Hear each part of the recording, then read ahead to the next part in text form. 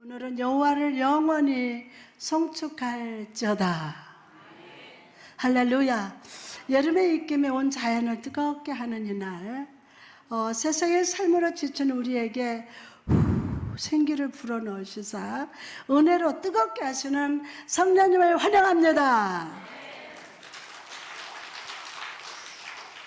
이스라엘 백성들은요, 하나님의 인도하심을 따라서 출애굽한 이후 가나안까지 오는 동안 광야에서 생활했어요. 그리고 하나님의 영광이 머무는 곳마다 초막을 치고 살았습니다. 이스라엘 백성들은 하나님의 인도하신 가운데서 약속의 땅 가나안에 정착하게 되었고 그곳에서 거처를 마련하고 살게 되었습니다. 하나님은 가나안 땅에 들어간 이스라엘 백성들에게 축복하여 주셨고 그곳에서 심는 모든 것들에 풍성한 소산을 허락해 주셨습니다. 이 놀라운 은혜를 감사하면서 이스라엘 백성들은 가나안 땅에서 처음 거둔 곡물을 하나님께 드리면서 기념을 했는데 이것이 바로 우리와 함께 지키는 맥주감사절입니다. 오늘 우리는 맥주감사 예배를 드리고 있습니다. 사실 우리가 하나님 앞에서 오늘뿐만이 아니라 한시라도 잊어서 안 될 것은 바로 감사예요. 본문 말씀은 다윗이 하나님의 크신 은혜에 감사하여서 하나님께 드린 감사의 기도문입니다. 이스라엘에는 법궤라고도 부르는 언약궤가 있었습니다. 그 속에는 아론의 지팡이와 또한 십계명 돌비와 만나가 들어있었습니다. 한마디로 하나님의 신적 권위가 거기 있었던 거예요. 그만큼 이 법궤는 이스라엘의 전부일 정도로 소중한 것이었습니다. 그런데 사울 왕 때에는 이 언약궤가 70여 년 동안 변방에 방치되어 있었습니다. 이것은 있을 수 없는 일이었어요. 그래서 다윗이 왕이 되면서 가장 먼저 한 작업이 이 언약궤를 예루살렘으로 옮겨놓는 일이었습니다. 다윗은 한 차례 실패를 경험하고 이제 이 법궤를 예루살렘으로 옮기면서 너무나 감격해서 감사하는 노래를 불렀습니다. 여러분, 우리는 다윗의 감사 속에 과거로부터 현재, 미래까지 이르는 총체적인 감사를 하나님께 올려드릴 것을 알 수 있습니다. 우리는 하나님의 자녀로서 다윗의 이러한 감사를 배울 수 있어야 합니다. 다윗의 이 감사. 그렇다면 다윗의 감사는 어떤 감사였습니까? 첫 번째로 지나온 모든 과거의 날들에 대해서 감사했습니다. 이 세상에는 과거 없는 사람은 없습니다. 다 과거가 있어요. 초라했든지 화려했든지 누구나 지난 날을 가지고 있습니다. 과거에 지난 나의 삶이 있었기에 지금 현실에 내가 존재하는 겁니다. 여러분, 이 시간 다윗을 머리에 떠올려 보시기 바랍니다. 다윗은요, 참으로 기막힌 인생을 살았어요. 어렸을 때부터 양을 치는 목동을 생활을 하면서 양들의 필요를 채우면서 무서운 맹수로부터 양들을 지키고 보호하기 위해서 많은 수고와 많은 고생을 했습니다. 그리고 블레셋의 거인 장수 골리앗과 대결, 또한 결코 쉬운 일만은 아니었어요. 골리앗과의 대결, 그게 쉽습니까? 아닙니다. 또한 왕이자 장인인 사울의 시기와 질투로 인해서 갖가지 위험을 겪으면서 왕이 되는 과정 가운데서도 여러 고생과 고통의 긴 터널을 지났습니다. 하지만 다윗은 그 고난과 역경 가운데서도 함께 하시는 하나님의 인재를 경험했고, 선으로 인도하시고 동행하시는 하나님께 감사하며 그 하나님을 확실히 의지하면서 붙드는 삶을 살았습니다. 여러분, 여러분의 과거는 어떻습니까? 여러분의 과거, 마땅히 내세울 것도 없고 아무런 축복의 열매가 없었던 과거라고 생각하십니까? 그러나 하나님께서 여러분의 한 분 한 분을 부르시지 않았다면 여러분은 무엇이 되어서 어디에 있었겠습니까? 또한 위기의 순간에 그때그때 구원의 손길로 인도하신 하나님께서 우리를 돌보지 않으셨다면 지금 여러분은 어떤 모습이 되었겠습니까? 하나님께서 예수 그리스도로 말미암아 여러분을 구원하지 않으셨다면 지금 여러분의 모습은 어땠을지 상상해 보시기 바랍니다. 그리고 보면 지금 나의 이 모습은, 지금 여러분의 그 모습은 분명히 은혜입니다. 분명히 은혜입니다. 하나님의 은혜를 베푸신 과거가 있기에 오늘의 우리가 있는 것입니다. 이것이 우리가 가장 크게 감사해야 할 일임을 믿으시기 바랍니다. 나의 먼 과거가 아니더라도 지난 6개월을 한번 돌아봅시다. 얼마나 위태한 순간들이 많았습니까? 그러나 우리는 사건들 속에 살아계신 하나님의 은혜와 은총이 있었던 것을 고백하지 않을 수 없습니다. 오늘 지나간 시간을 나를 붙드시고 은혜와 은총으로 충만히 부어주신 하나님께 감사하시기를 주님의 이름으로 축원합니다. 아멘. 두 번째로 오늘의 은혜에 감사해야 돼요. 무슨 은혜? 오늘의 은혜에 감사합시다. 오늘 하나님께 감사합시다. 오늘 하나님께 감사합시다 라고 말하면 어떤 분은 나는 감사할 일이 전혀 없는 사람입니다 라고 하실 분도 있을 겁니다.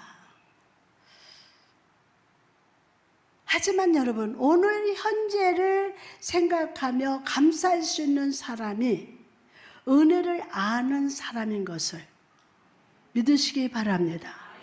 우리가 살아가면서 감사하는 마음으로 살아갈 때와 그렇지 못할 때의 그 차이라는 것은 마치 삶과 죽음의 차이만큼이나 큽니다. 우리가 진정 감사할 때 주의 능력이 그 가운데 임하게 됩니다. 그래서 더욱 활기가 넘치는 삶을 살 수 있습니다.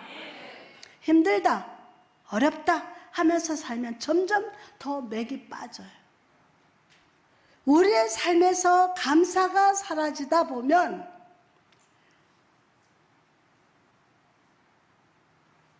마음의 상처가 되어도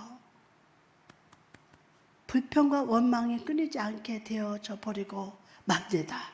하지만 그럴 수 없는 처지에서도 감사하게 될 때 내 삶이 새로워질 수 있고 거기에 하나님의 역사가 임하게 됩니다. 바울과 실라를 보시기 바랍니다. 저들이 빌립보 도성에서 복음을 전할 때였습니다. 한 귀신 들린 자가 계속해서 뒤를 따르면서 하나님의 사람이여 하나님의 사람이여 라고 막 합니다. 뒤를 따르면서 견디다 못해서 바울이 예수의 이름으로 귀신을 쫓아버렸습니다. 완전한 치유 회복의 역사가 나타났습니다. 그러나 이런 치유의 역사를 본 후 사람들은 바울과 실라를 고소하고 심하게 때려서 감옥에 가두었습니다. 여러분, 만약 우리가 그런 상황이라면 불평이 끊이지 않았을 것입니다. 그러나 바울과 실라는 감사했어요.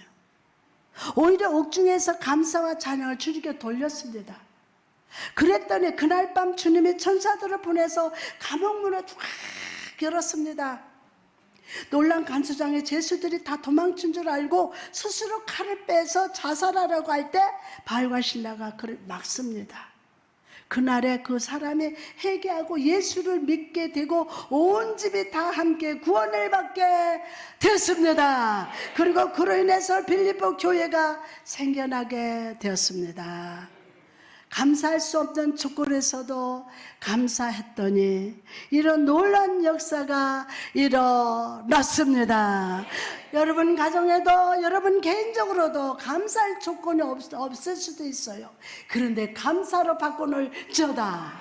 여러분, 우리도 바울과 실라처럼 현재 감사하는 자가 됩시다. 현재. 세 번째로 하나님이 나타내실 미래를 감사해야 돼요. 여러분의 지난 날을 한번 생각해 보시기 바랍니다. 그때 그 환경과 삶이 어떠했습니까? 가난하고 부족하고 때로는 슬퍼서 울기도 하고 낙심할 때도 많았습니다. 그런데 지금까지 하나님께서 친히 인도하셔서 여기까지 왔습니다. 여기까지 왔어요. 여기까지 왔어요. 돌이켜 생각하면 기적 같은 일입니다. 참 감사한 일입니다.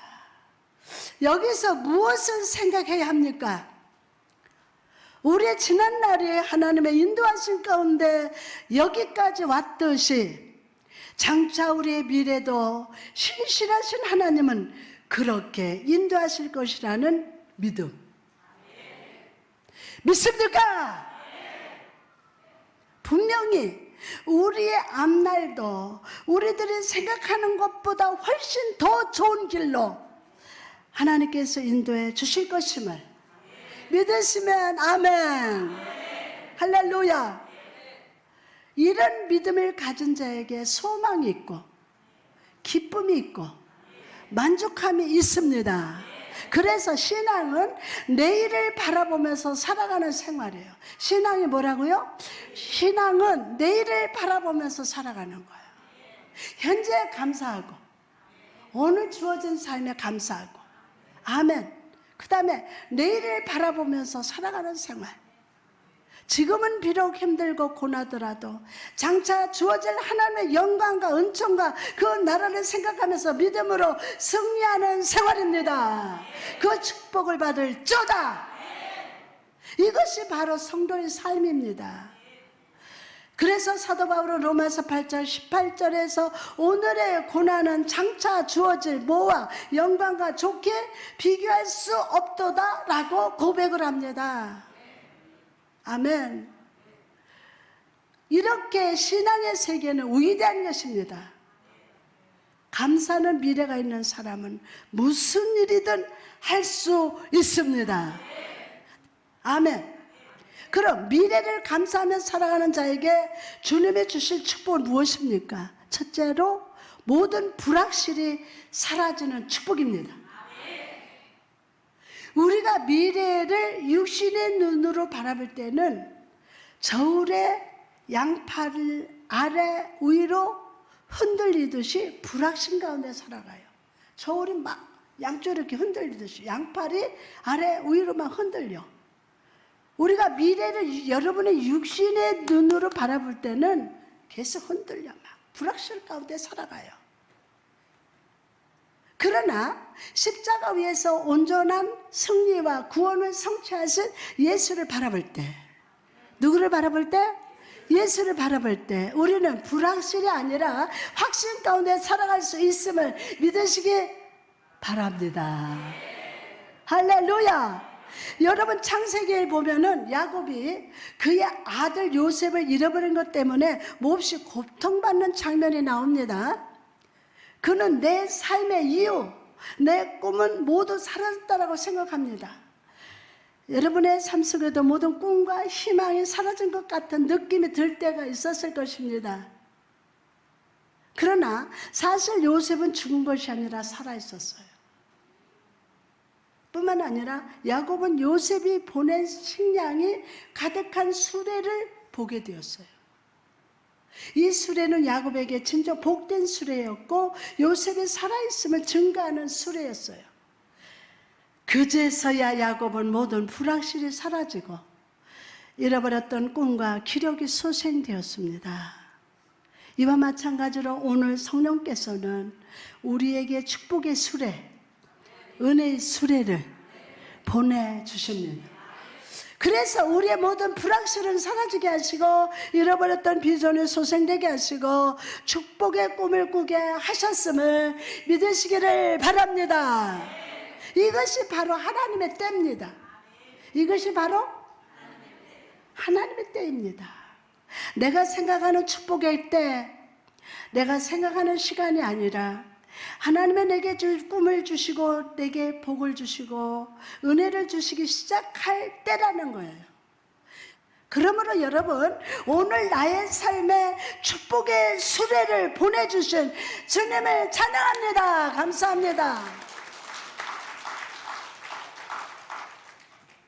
그리고 낙심과 염려가 아니라 항상 깨어서 기도함으로 하나님께 우리 날 계수함을 가르치시사 포기하지 말라고, 포기하지 말게 해달라고 구하시기를 축복합니다. 잠언 4장 18절에 보니까 의인의 길은 돋는 햇살 같아서 크게 빛나 한낮에 뭐같이 광명에 이르거니와. 아멘. 두 번째로 앞으로의 원수의 공격에서 완전한다는 뜻입니다. 앞으로 원수의 공격에서 안전하다. 믿습니까? 악한 사단은 우는 사자와 같이 삼킬 자를 찾으며 우리 미래에 다시 공격할 겁니다. 그러나 우리는 낙심하지 않습니다. 우리는 다시 한번 우리는 아멘. 우리는 낙심하지 않습니다. 왜 그렇습니까? 예수 그리스도께서 우리의 믿음을 공격할 낙심과 유혹의 화살을 뺏었기 때문입니다. 예수 그리스도께서 사단의 무기고를 점령하시고 우리를 넘어뜨리는 모든 무기를 뺏었기 때문임을 믿으시기 바랍니다. 여러분, 이제 새로운 6개월이 시작됩니다. 악한 사단은 우리의 삶 속에 또 다른 모습으로 공격합니다. 또 다른 무기로 우리를 유혹할 것입니다. 그러나 여러분이 승리하신 예수 그리스도를 붙들 때, 나의 삶의 풍성한 축복 열매들을 허락하신 주를 의지할 때, 여러분은 어떤 시험과 고난에도 능히 승리할 수 있음을 믿으시기 바랍니다. 능히 승리할 수 있습니다. 디모데후서 1장 12절에 보니까 나의 의뢰한 자를 내가 알고 또한 나의 의탁한 것을 그날까지 능히 지키실 줄을 내가 확신합니다. 자, 마지막으로 미래를 감사하는 자에게는 항상 참된 자유와 안식이 함께합니다. 무슨 자유? 참된 자유와 안식이 함께합니다. 창세기 20장을 보면요, 아브라함이 그랄 땅으로 옮겨가는 장면이 나옵니다. 그랄 왕 아비멜렉은 아브라함의 아내 사라를 보고 첫눈에 반해버렸어. 첫눈에. 그래서 그는 아브라함에게 이 여인이 누구냐고 물었습니다.